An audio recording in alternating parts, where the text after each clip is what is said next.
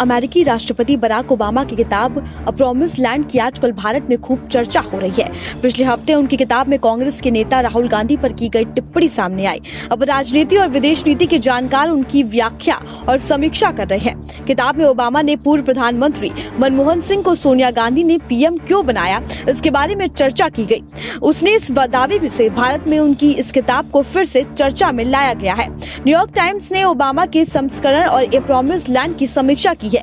इसमें पूर्व राष्ट्रपति ने दुनिया भर के राजनीतिक नेताओं के अलावा अन्य विषयों पर अपने अनुभव साझा किए हैं। ओबामा ने अपनी किताब में राहुल गांधी की मां और कांग्रेस अध्यक्ष सोनिया गांधी का भी जिक्र किया। किताब के एक पेज में ओबामा लिखते हैं कि भारत की राजनीति अब भी जाति, धर्म और परिवारवाद के इर्द गिर्द घूम रही है। हालांकि इस संदर्भ में ये भी कहा जा सकता है कि डॉक्टर मनमोहन सिंह का पीएम के रूप में चुनाव इससे इतर देश की प्रगति की दिशा में हुआ एक प्रयास था। लेकिन इसके साथ ही ये भी सच है कि वो अपनी लोकप्रियता की वजह से प्रधानमंत्री नहीं बने, बल्कि उनको सोनिया गांधी ने पीएम बनाया।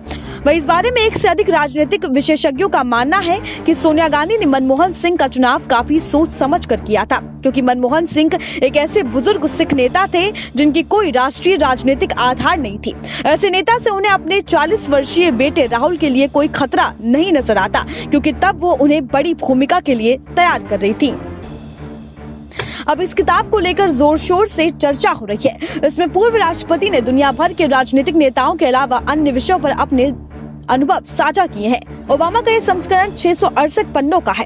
अमेरिका के पहले अफ्रीकी अमेरिका राष्ट्रपति ओबामा ने अपने कार्यकाल में 2 बार 2010 और 2015 में भारत की यात्रा की थी। बता दें, ओबामा के बारे में कहा जाता है कि वो दुनिया के चंद काबिल गिने चुने नेताओं में से हैं। इंडियन एक्सप्रेस के मुताबिक वो पूर्व प्रधानमंत्री मनमोहन सिंह से हुई अपनी मुलाकात पर लिखते हैं कि उन्हें डर था कि मुस्लिमों के खिलाफ बन रही भावना ने भारत की मुख्य विपक्षी पार्टी भाजपा के प्रभाव को मजबूती दी है।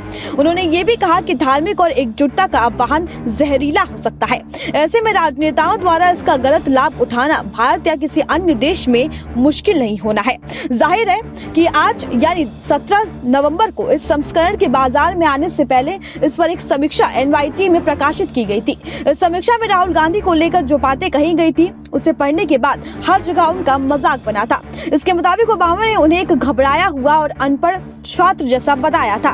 उन्होंने राहुल गांधी के लिए लिखा था कि उनमें से एक ऐसे घबराए हुए और अनपढ़ जो तराश हो गए हैं छात्र के गुण हैं, जिसके अपना पूरा पाठ्यक्रम पूरा कर लिया है। वो अपने शिक्षक को प्रभावित करना चाहता है, लेकिन उसमें विषय में महारत हासिल करने की योग्यता या फिर जुनून की कमी है। Bureau report, SPN9 news.